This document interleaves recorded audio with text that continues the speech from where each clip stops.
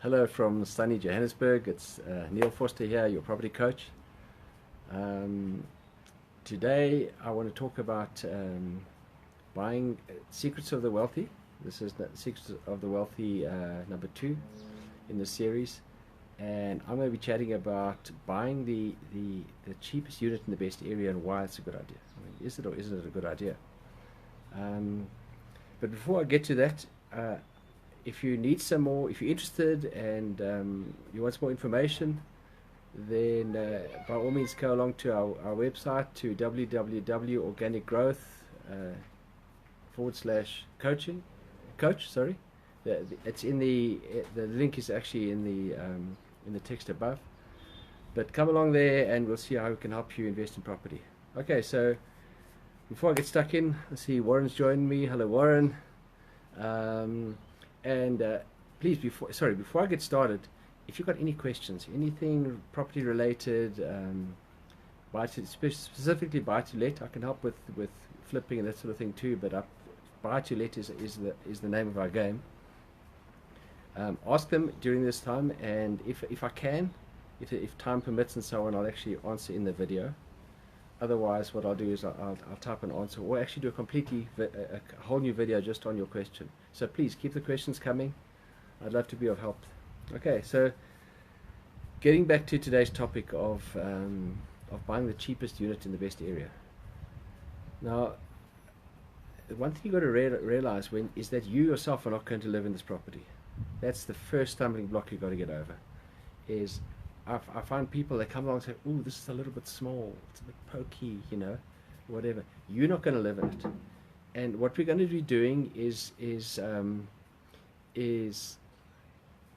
we've got to find properties, okay, that we're going to meet a need. There are people who are aspiring to be in a better area, and the better areas are normally close to work and so forth. And they're aspiring to live there, and we're providing the service. You as the landlord are providing the service of providing the accommodation for them to live there. All right. So very often the person living in your townhouse is actually coming from worse accommodation, especially in South Africa. People are coming from 4 or 5 people living in a room, literally, in some cases. And the guys are getting their jobs, and they are getting their education, and they're now moving up in the world. They're yuppies, young upwardly mobiles. And for them, a room, a small, what you might consider a small room, is actually fine. It's really fine. The fact that they are not sharing with anybody else is great. The fact that they're in a complex where there's a swimming pool and a squash court and all these facilities, it's like they're living in a timeshare resort. Okay, so one thing we investors have to get over is you yourself are not going to live there. All right. And when I coach people, I often find I need to talk to both husband and wife together, if it's a couple investing, because otherwise I'll talk to the husband about the properties and what our philosophy is and so on, and then he shows his wife the property. She says, "Wow, I can't live here. I can't live here." And then he says, "No, this is not a good idea." Okay, this is property investment. All right, we need to look at what works the best, and what works the best is what gives you the highest rate of return is when you buy a small property, the cheapest property in the best area, the best possible area. Okay, so in an area, if for example most of the properties, say let's talk townhouses in a certain area, like say Midrand. I was there yesterday, and I'll actually use Midrand as my example. Go and buy. When you go and buy a unit for 600,000 rand or 700,000 rand, you only need a rental of 7,000 rand a month to make the numbers really work. Okay, but you're competing with other units in the area where the rentals for the same accommodation, in other words, say a 2-bedroom, 1-bathroom, are going for 8,000-9,000 rand. So if the average rentals in the area are 8,000 to 9,000, you only have to get 6,000 to get the same rate of return. You're obviously going to do better because there are more people wanting to pay 6,000 than there are wanting to pay 7,000. So one of the benefits of buying the cheapest unit or house in an area is that you can get the lowest rental and still do well. And then as a result of you getting the lowest rental in the area and still doing well, there's growth. There's room for growth there. All right. Hello, I see Warren saying hi. Hello, Warren. Guys, please don't forget to type your questions in. If you've just joined now, a little bit late, I always start these videos a little bit slowly. But so if the guys who joined me first would just bear with me, I just want to say that we're here to help. And if you need further help, you really want to get into investment property and want to start actually building your own portfolio, please come and find us on www.organicgrowth.com/coach. You'll get hold of me. We'll set up a time, and we'll talk through. Normally people arrive with a whole lot of burning questions that we've got to get through, and then I take you through a whole lot of property training and then coaching and help you build a portfolio. So that's kind of what we do. What else do I want to say? There was something else I wanted to say. Oh yes, regarding these small properties. Okay. Oh, thank you. So you see somebody put Organic Growth website in the messages below. Is one is you're going to get more.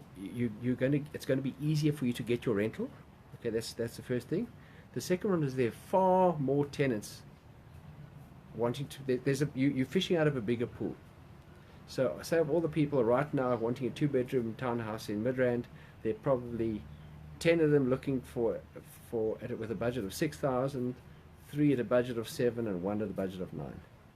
Okay, so we want to be able to get the highest return, and have the maximum pool in terms of investors. And then of course the other thing is something which I don't really focus on is resale value.